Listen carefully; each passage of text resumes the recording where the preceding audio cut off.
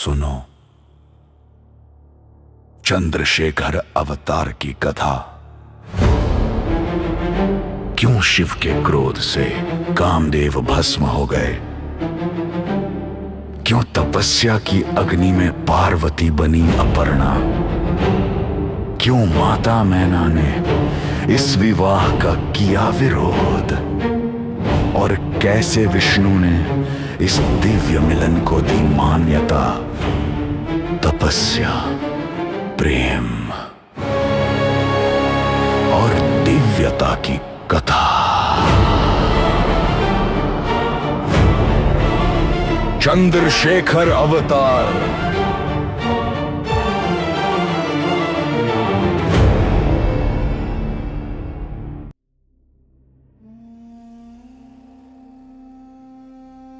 प्रभु, हमने जब भी शिवजी को देखा है, वे सदैव भस्मधारी, गले में सर्प धारण किए हुए, जटाधारी और दिगंबर स्वरूप में ही दिखाई देते हैं। क्या उन्होंने कभी ऐसा दिव्य और अलंकारिक रूप धारण किया है? हनुमान, शिवजी तो देवों के देव महादेव हैं। उन्हें दिगंबर स्वरूप अत्यंत प्रिय है। परंतु जैसे प्रत्येक वर को उसके विवाह के दिन विशेष रूप से अलंकृत और सुसज्जित किया जाता है, उसी प्रकार शिवजी को भी उनके विवाह अवसर पर दिव्य आभूषणों और राजसी वेशभूषा से सजाया गया था। उनके उसी अलौकिक, सुसज्जित और तेजोमय स्वरूप को चंद्रशेखर अवतार कहा जाता है। प्रभु, कृपा करके मुझे उनके चंद्रशेखर अवतार के विषय में विस्तार से बताइए। क्यों नहीं हनुमान, आज मैं तुम्हें चंद्रशेखर अवतार के विषय में विस्तार से बताता हूं। परंतु उससे पहले तुम्हें उसके पीछे का कारण समझना होगा, क्योंकि बिना कारण जाने उस दिव्य स्वरूप की महिमा पूर्णतः समझ में नहीं आ सकती।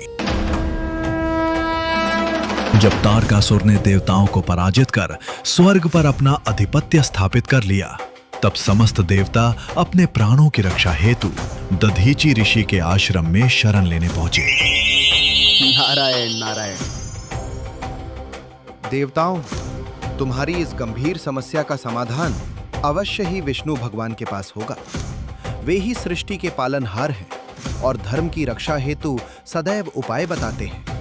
आओ, हम सब मिलकर उनकी शरण में चलें।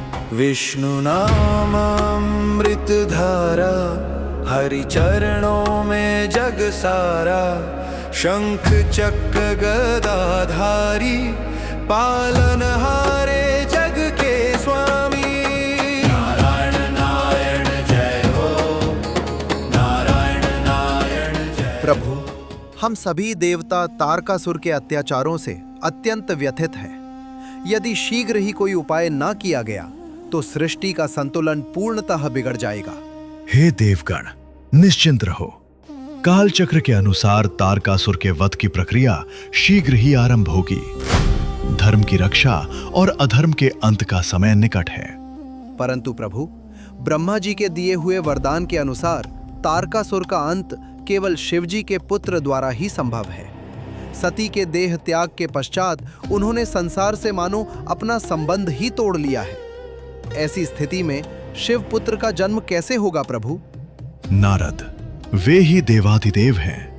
काल चक्र के सृष्टा भी वही हैं और उन्होंने स्वयं को भी उस चक्र से परे नहीं रखा है।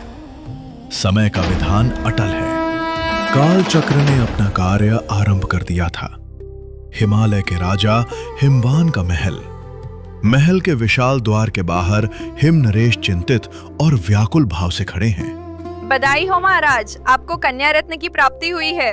इतना दिव्य तेज मैंने आज तक किसी बालिका में नहीं देखा। मैना, हम अत्यंत भाग्यशाली हैं कि हमारे घर स्वयं पार्वती ने जन्म लिया है।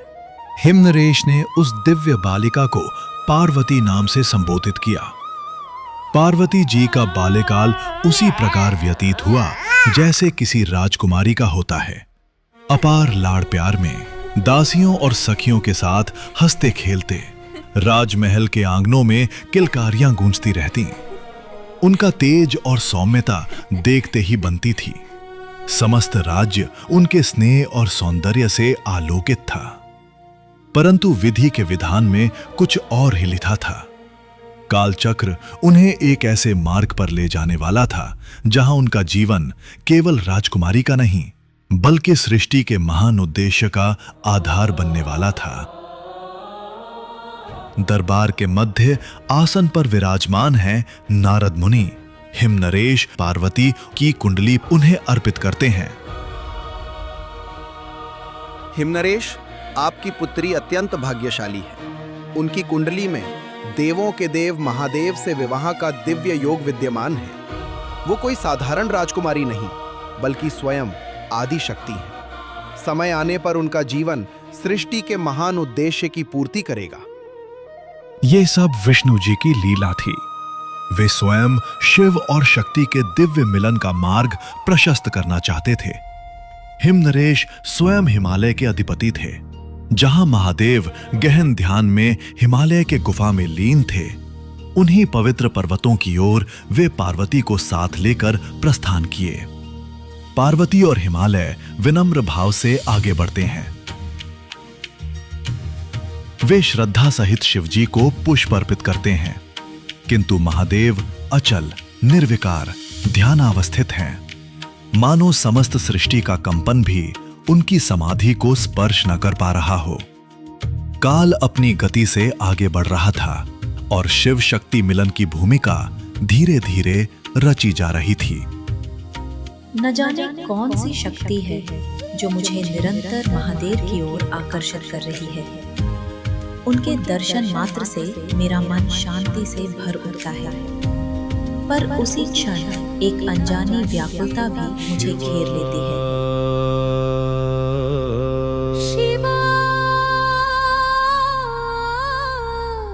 शिवाय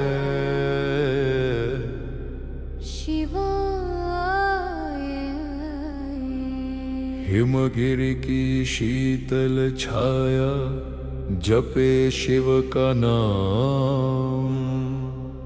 राज्य विभव सब त्याग दिया, शिव ही एक धाम।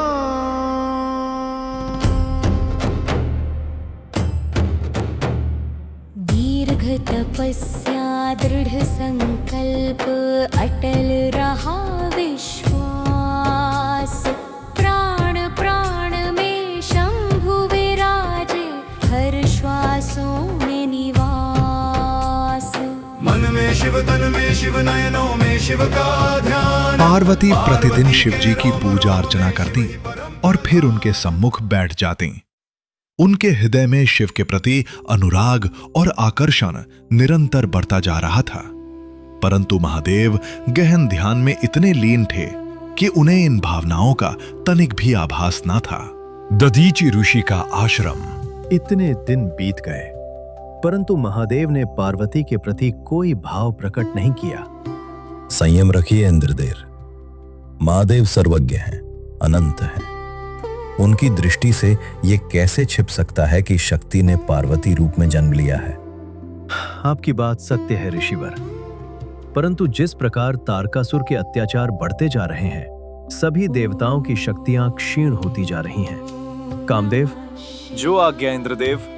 आप अपनी शक्तियों से शिवजी के मन में पार्वती के प्रति प्रेम भाव जागृत कीजिए। प्रभु, ये कैसे संभव है? वे देवों के देव महादेव हैं। उन पर ऐसी शक्ति का प्रयोग करना उचित नहीं होगा। क्या आप मेरे आदेश का उल्लंघन कर रहे हैं कामदेव? नहीं प्रभु, मैं प्रयास करूंगा। कामदेव तब प्रकट हुए, भंग करे शिव का ध्यान। शक्ति से वसंत संग लाए पुष्पवाण। कर्म यही था उनका, तक जगा दे अंतर प्यार। शिव के मन में जगाने पार्वती के प्रति प्यार। रंग समीरन बहने लगा, महका वन उपवन। मृदु मुस्कान संग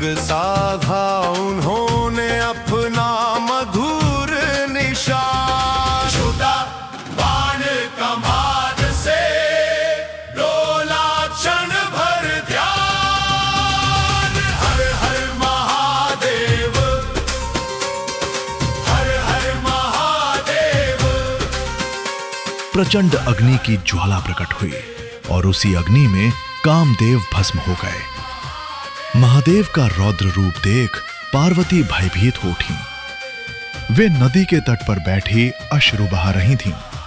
संध्या का धुंधलका, बहती जलधारा और उनका कंपित हृदय, मानो प्रकृति भी उनके दुख की साक्षी बन गई हो। उसी समय वहां नारद मुनि प्रकट हुए। देवी, भय मत करो। शिव को कोई कामदेव नहीं जगा सकता। उन्हें केवल तप, भक्ति और अटूट संकल्प से ही प्राप्त किया जा सकता है। गुरुदेव, मैं उन्हें कैसे प्राप्त करूं? राजसी सुखों का त्याग कर दो।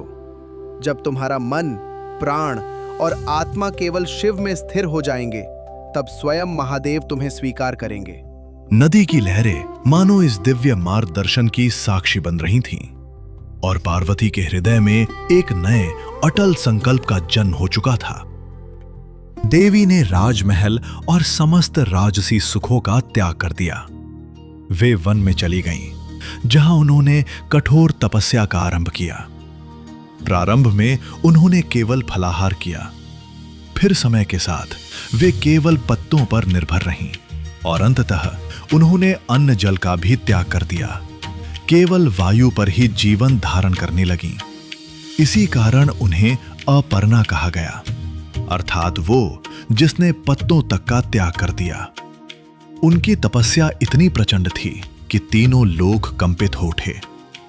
ये तप केवल प्रेम का नहीं, स्वयं को पुनः शक्ति स्वरूप में जागृत करने का मार्ग था। अंततः शिव ने पार्वती की परीक्षा लेने का निश्चय किया। वे एक ब्राह्मण का रूप धारण कर उनके सम्मुख प्रकट हुए। देवी, इतना कठोर व्रत किसके, जिसका तुम ध्यान कर रही हो? क्या तुम उसे जानती भी हो? वो शिव जो भस्म से लिप्त रहता है। श्मशान उसका निवास है। ना धन है उसके पास, ना राजसी वैभव, ना समाज का सम्मान, ना वंश है, ना कुल, ना भविष्य का कोई वचन। देवी, फिर क्यों एक राजकुमारी ऐसे तप में अपने शरीर को गलाने पर तुली है? क्यों चाहती हो तुम उस वैरागी को जिसे संसार अयोग्य कहता है? ब्राह्मण, तुम जिस शिव की बात कर रहे हो, तुमने उसे केवल देखा है, जाना नहीं। जिसे तुम भस्मधारी कहते हो, वही सृष्टि का आदि है। जिसे तुम शमशानवासी कहते हो, वही जीवन और मृत्यु का स्वामी है। उसे धन की आवश्यकता नहीं, क्योंकि वही धन का कारण है। उसे कुल की आवश्यकता नहीं, क्योंकि समस्त कुल उसी से जन्म लेते हैं। जिसे तुम बैरागी कहते हो, वही समस्त योग का अधिपति है।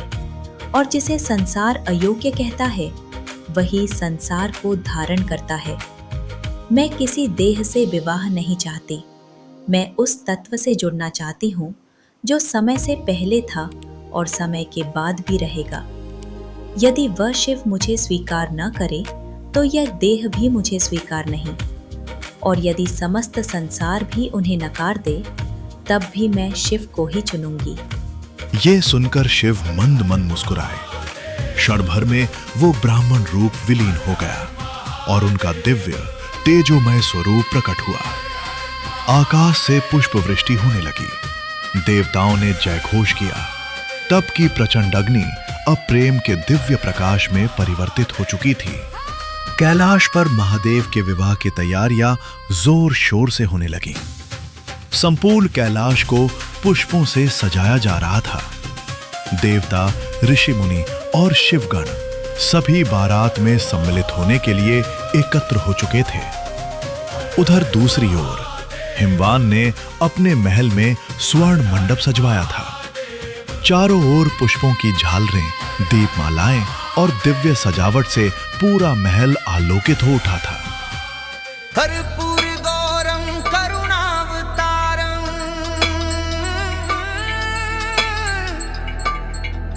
संसार सारम भुजगेंद्रहारम हर हर महादेव महादेव देव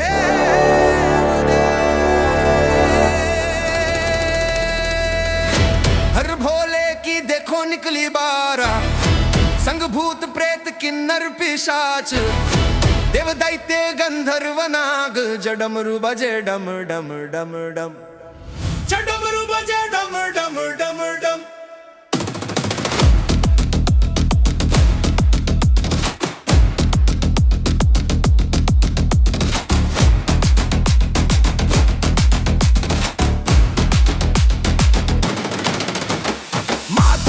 चंद्र जटा में गंग, गले में सर्पों की है तरंग, चिता भस्म तन मुंडों की माल, ऐसा रूप ना देखा काल।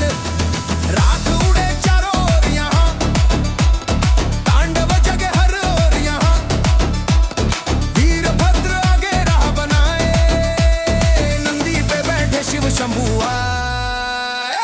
डमर डमर डमर डमर डमर डमर डम सा डमरू बजे डमर डमर डमर डमरू बजे डमर डमर डमर, डमरू बजे डमर डमर डमर, डमरू बजे डमर डमर डमर, बजे बजे बजे बजे बजे। रानी मैना महल की बरामदा से आती हुई विशाल बारात को देख रही थी। बारात अत्यंत भव्य और दिव्य थी। चलिए, अब बारात के स्वागत का समय आ गया है। एक एक कर देवताओं का आगमन होता है। सबसे आगे विष्णु, ब्रह्मा और इंद्र। हिम नरेश और रानी मैना श्रद्धा पूर्वक उनका आदर सत्कार करते हैं। मंगल ध्वनियां गूंज उठती हैं। तभी नंदी पर विराजमान शिव सामने आते हैं। उनका स्वरूप अद्भुत और अलौकिक था। संपूर्ण शरीर पर भस्म, गले में सर्पों का हार, जटाओं का मुकुट और विरक्त सन्यासी जैसा रूप। यह दृश्य देखकर रानी मैना स्तब्ध रह जाती है। उनकी कल्पना में तो एक राजसी सौम्य वर था, परंतु सामने तो स्वयं महाकाल का विरक्त स्वरूप खड़ा था।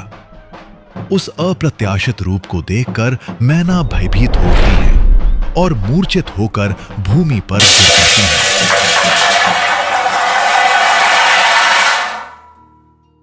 मैं अपनी पुत्री को लेकर अपने प्राण त्याग दूंगी, परंतु यह विवाह शिवजी से नहीं होने दूंगी। माते, शिवजी के भीतर संपूर्ण संसार समाया हुआ है। केवल उनके बाहरी रूप को देखकर आप उन्हें ऐसा न समझें। हम तुम्हारी माता है, हम कभी तुम्हारा अहित नहीं चाहेंगे। मैं इस विवाह के विरुद्ध हूँ और तुम्हें शिवजी से विवाह करने की अनुमति नहीं दूंगी। तभी वहां विष्णु प्रकट होते हैं। देवी मैना, आप शिवजी के बाहरी रूप से उनका आकलन ना करें। वे त्रिदेवों में सर्वाधिक शक्तिशाली, सर्वाधिक सरल और सबको अपनाने वाले हैं। अंतर केवल इतना है कि वे संसार के रीति रिवाजों से परे हैं। प्रभु, कोई भी माता अपनी पुत्री को ऐसे वर को कैसे सौंपे जो गले में सर्प धारण करता है, शरीर पर चिता की भस्म लगाता है और पूर्णतः सन्यासी है? देवी, इस विवाह को आपको अनुमति देनी ही होगी, क्योंकि पार्वती साक्षात शक्ति का रूप है और शिव शक्ति तो जन्मों जन्मों से एक है। इस सृष्टि के निर्माण से भी पूर्व से। महादेव भले ही भोलेनाथ हों, पर उनकी दिव्यता का आकलन उनके बाह्य रूप से ना करें। मैना, हमें उनके स्वागत के लिए चलना होगा, अन्यथा ये उनका अपमान होगा। देवी, निश्चिंत होकर चलिए। शिव आपकी प्रतीक्षा कर रहे हैं। महादेव, नारायण, मैं मैना के मन का संकोच समझता हूं। कोई भी माता अपनी पुत्री का अहित नहीं चाहती। इस बार उन्हें निराश नहीं होना पड़ेगा। और तभी महादेव ने धारण किया अपना दिव्य चंद्रशेखर अवतार। राजसी तेज से आलोकित स्वरूप, रत्न जटित मुकुट, कंठ में सुसज्जित मणिमालाएं, भुजाओं में कंगन और बाजूबंद, वाघंबर के साथ दिव्य गौर वर्ण की आभा, उनके ललाट पर सुशोभित अर्धचंद्र और नेत्रों में करुणा तथा तेज का अद्भुत संगम। हे महादेव, आज जगत आपको दूल्हे के रूप में देखेगा। इस प्रकार विवाह के दिन शिव केवल औघड़ योगी नहीं, अपितु ब्रह्मांड के राजाधिराज दूल्हे के रूप में प्रकट हुए। हनुमान उस क्षण प्रेम और वैराग्य एक हो गए थे। चंद्र की शीतलता और अग्नि का तेज एक ही ललाट पर विराजमान था। जब माता पार्वती ने उस रूप का दर्शन किया तो तप की ज्वाला प्रेम के प्रकाश में परिवर्तित हो गई, और तब शिव और शक्ति, चेतना और ऊर्जा, वैराग्य और अनुराग विवाह बंधन में बंध गए। हे कपि, जान लो, ये केवल एक विवाह नहीं था, ये सृष्टि के संतुलन का उत्सव था। जब शिव ने शक्ति को स्वीकार किया, तभी ब्रह्मांड ने पूर्णता प्राप्त की।